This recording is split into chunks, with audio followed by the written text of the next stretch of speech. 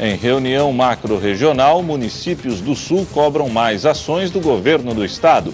Plenário da Câmara dos Deputados votou o projeto de lei que considera de natureza alimentar o auxílio emergencial de R$ 600 concedido em virtude da pandemia da Covid-19. Representante do Ministério da Saúde se compromete com kits de intubação para Santa Catarina. Prefeitura de Balneário Rincão fecha para atendimento ao público após funcionários testarem positivo para a Covid-19. A Murel adota quarentena pelos próximos 9 dias.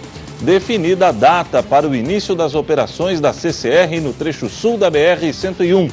A Agência Nacional de Aviação Civil investiga a adulteração de combustível utilizado por aviões de pequeno porte. E ainda, Tigre apresentou meia Jean Lucas. Atleta é mais um reforço para a Série C do Campeonato Brasileiro. As principais notícias do dia você confere a partir de agora. No ar pela TV Primavera de Criciúma, Informe Região.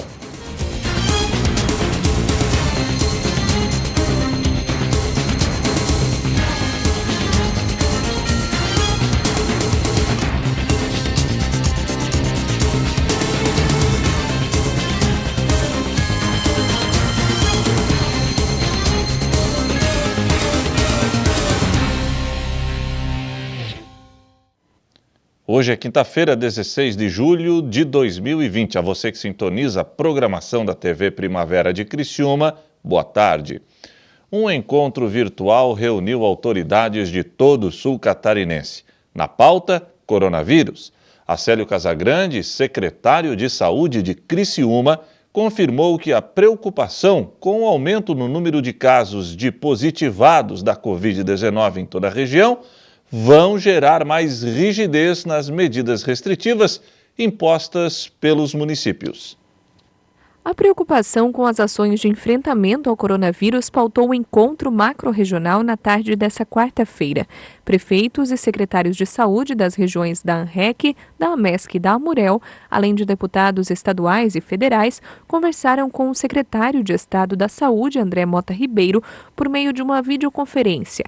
No encontro, as autoridades cobraram ações urgentes do governo do estado no combate à pandemia. Eu sei que é difícil, que a burocracia é complicada, mas é um momento de pandemia, né? Está saturado, os leitos estão saturados. Nós vamos ver gente morrendo em poucos dias por não ter um leito de UTI. Vai ter que escolher quem vai para o respirador e quem não vai, mesmo com todo esse esforço. Há dificuldade de pessoas, como o doutor Rafael falou aqui, de técnicos, a gente está fazendo um esforço, né? Mas só para deixar essa nossa preocupação, essa nossa angústia. Na reunião, o secretário de Saúde de Criciúma falou que entraram recursos no município durante a pandemia, mas lembrou que esses valores não foram para investimento, o que dificultou os caixas. Os recursos que vieram para o município são recursos que vieram também para o estado para custeio, não é para investimento. Então, investimento para esses monitores, nós tivemos que tirar do caixa próprio do município. Então, só para eu deixar bem claro isso, que os recursos que vêm são para custeios e não investimentos. E ele criticou ainda a falta de leitos nos hospitais.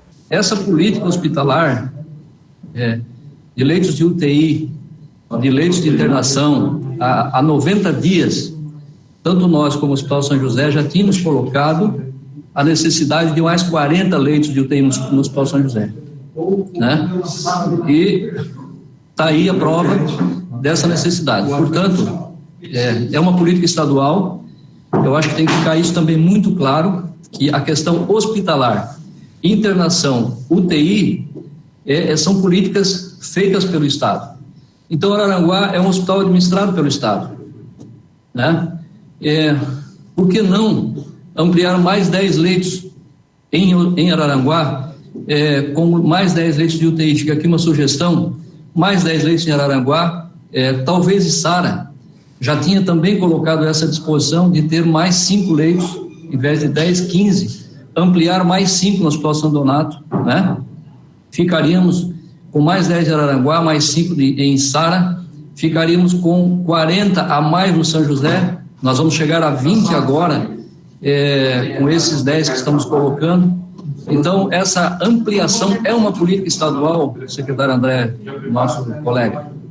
É importante que o Estado diga e determine ações, porque é política estadual. O secretário defendeu ainda que essas ações precisam ser tomadas com urgência para que a região consiga atender toda a demanda e conter a disseminação do vírus. Eu quero dizer aos deputados que aqui estão, prefeitos, e ao secretário, nós precisamos nos unir, sim, a deputada Giovana que ali está também, né? Mas é um esforço com muita rapidez, né? A situação que a gente está vendo de casos positivos, ontem em Criciúma nós tivemos 100 casos positivos, ontem, né? Então os números positivos de hoje serão os de amanhã que precisarão de leitos de UTI e é fato, é planejamento que nós temos que ter rápido para colocar em funcionamento mais leitos. O plenário da Câmara dos Deputados votou o projeto de lei que considera de natureza alimentar o auxílio emergencial de R$ 600 concedido em virtude da pandemia da Covid-19. O parecer do relator estendeu as mesmas regras a outros tipos de benefícios sociais, como, por exemplo, o Bolsa Família.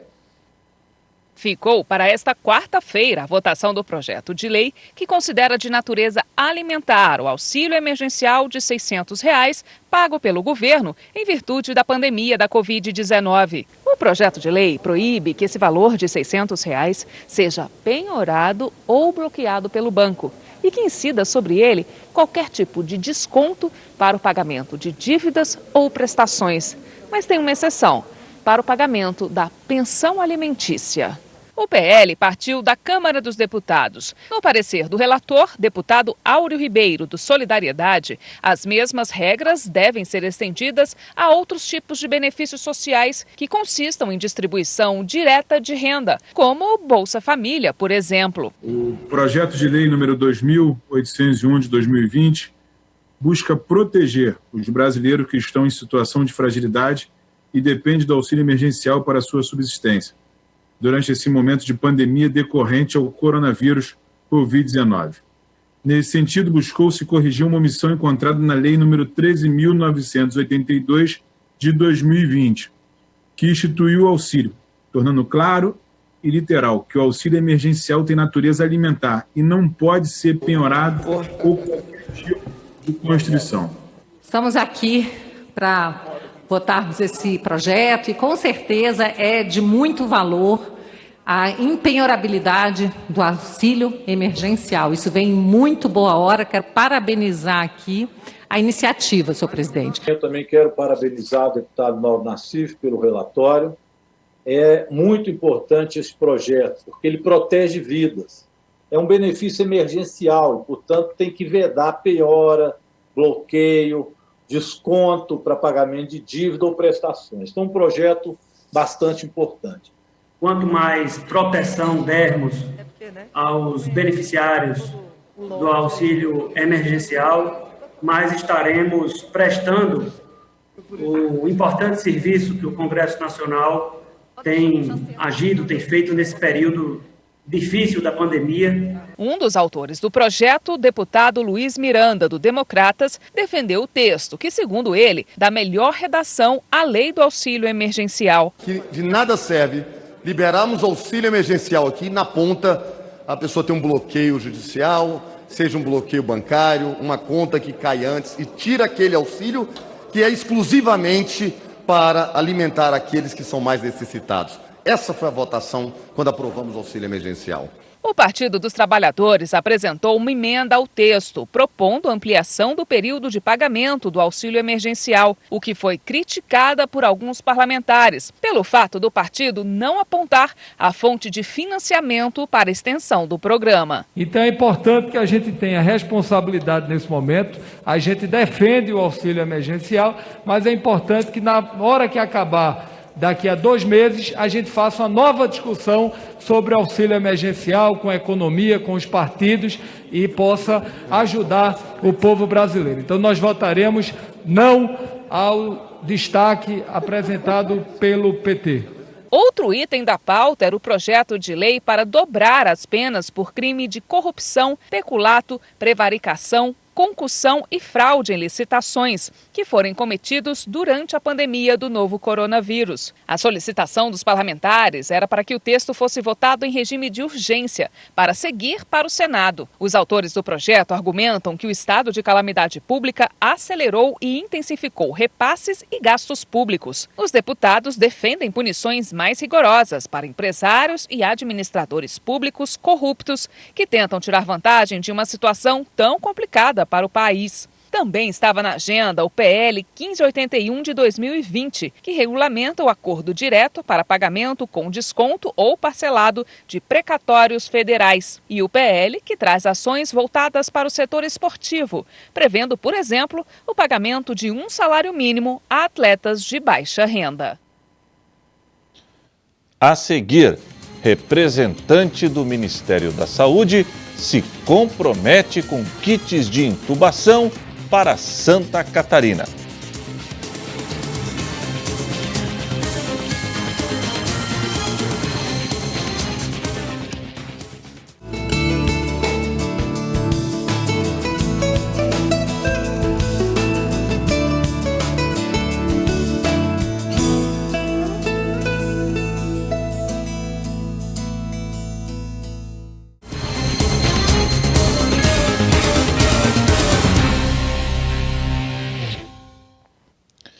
Em visita a Santa Catarina, o secretário do Ministério da Saúde garantiu entrega de medicamentos do kit intubação.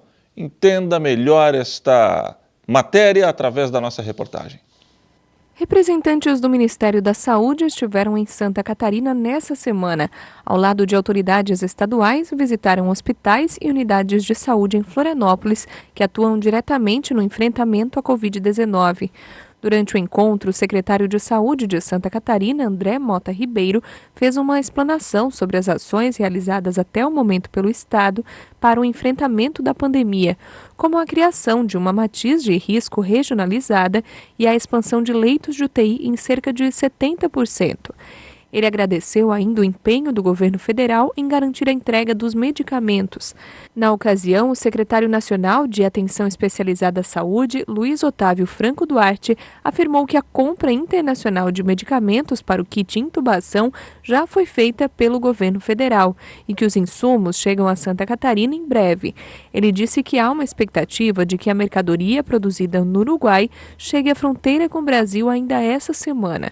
Quando isso ocorrer, a distribuição para o Estado e para o Rio Grande do Sul ficará a cargo das Forças Armadas. Nós já temos mapeados os hospitais com mais dificuldades. Alguns hospitais eles são da rede própria, outros são filantrópicos, uma boa parte deles. E a gente tem que fazer o entendimento de como que isso vai ser depois operacionalizado. Mas a gente vai priorizar aqueles que têm mais dificuldades nesse momento, como já fizemos, o Estado já fez apoio logístico a algumas unidades que estavam com dificuldades e a manifestação da unidade na sua dificuldade, ela vai ser suprida com esse kit de imediato. Segundo o secretário, esses medicamentos devem suprir a demanda de atendimento por pelo menos algumas semanas. Solicitamos um quantitativo para pelo menos 15 dias, porque temos também compras em andamento da própria Secretaria. A gente sabe que as unidades estão solicitando e estão tentando fazer essas aquisições.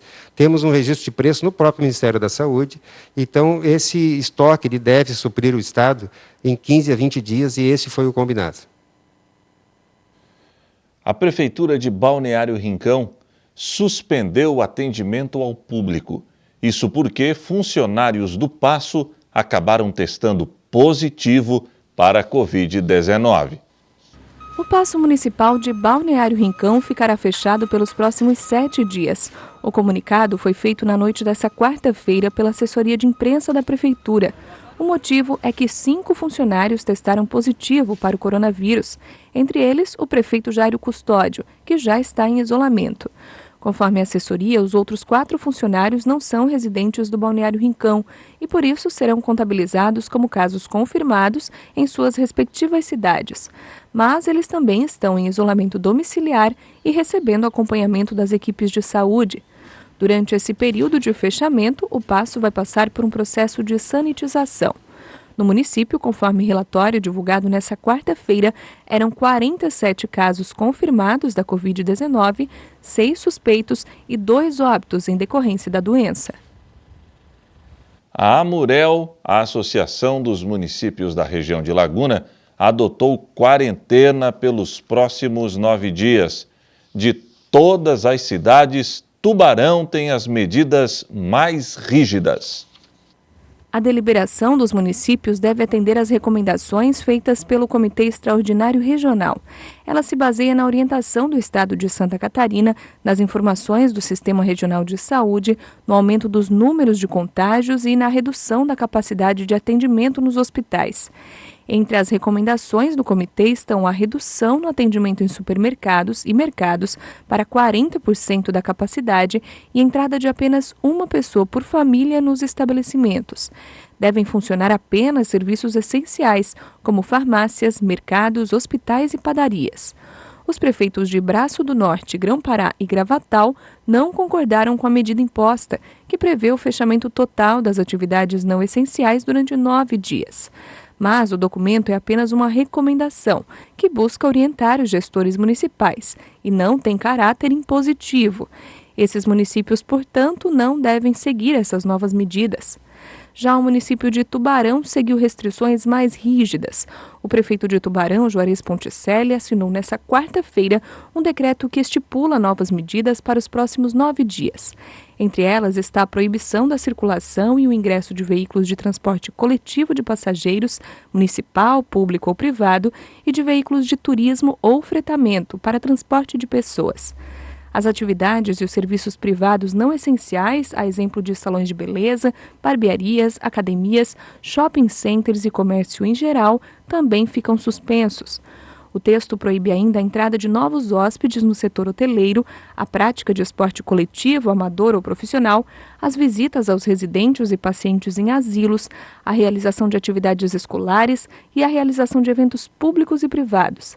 A concentração e permanência de mais de 2 pessoas em espaços públicos de uso coletivo, como parques e praças, também está proibida, e restaurantes poderão atender apenas com teleentrega. E já tem data prevista para o início das operações da CCR, que é a empresa vencedora da concessão do trecho sul da BR-101.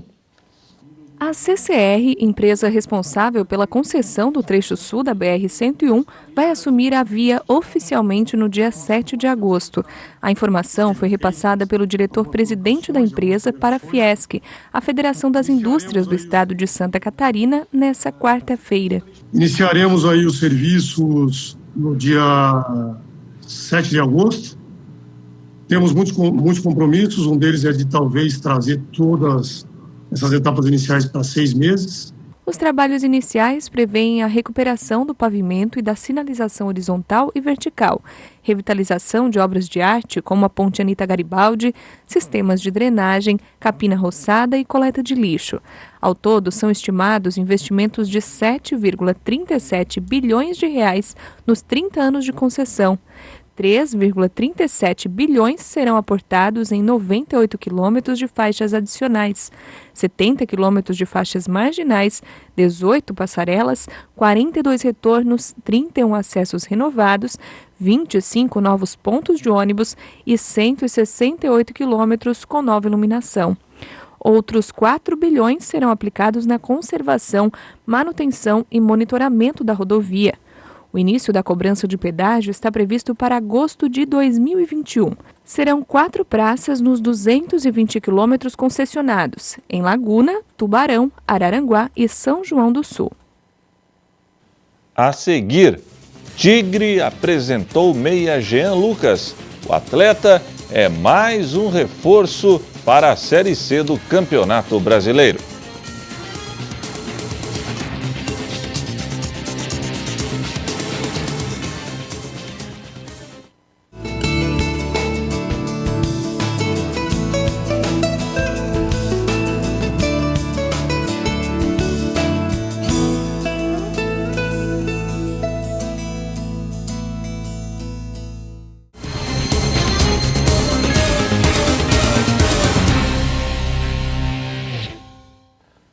A Agência Nacional de Aviação Civil, a ANAC, está investigando a adulteração do combustível utilizado por aviões de pequeno porte.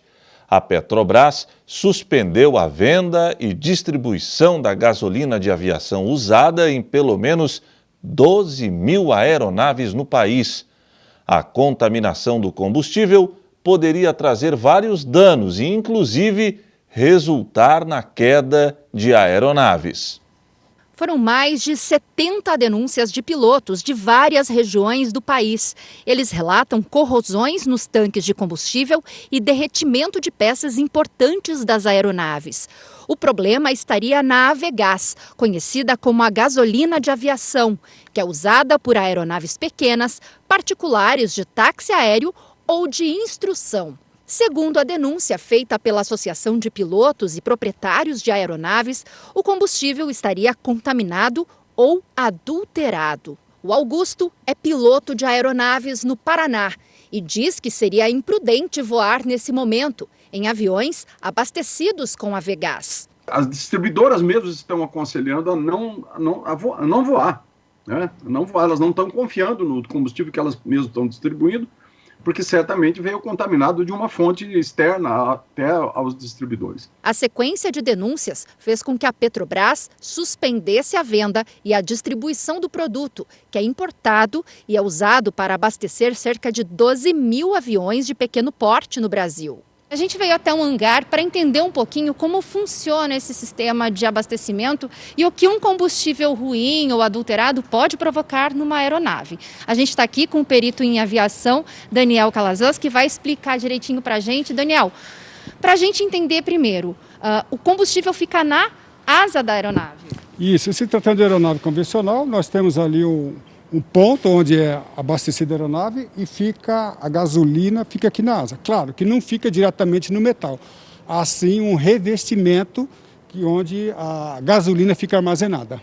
Esse revestimento geralmente é de um material mais resistente. Sim, um material resistente, mas dependendo do poder corrosivo da gasolina, pode romper esse material e esse material corroído provocar o vazamento da gasolina.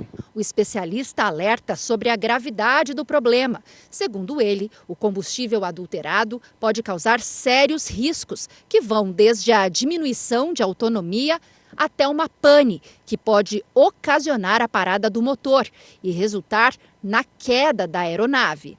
Um voo longo pode haver um vazamento considerável e comprometer a autonomia da aeronave. Isso é possível. Corroer partes de borrachas, partes metálicas, provocando a parada do motor, vazamento, a perda da gasolina durante o voo e até mesmo provocar um acidente.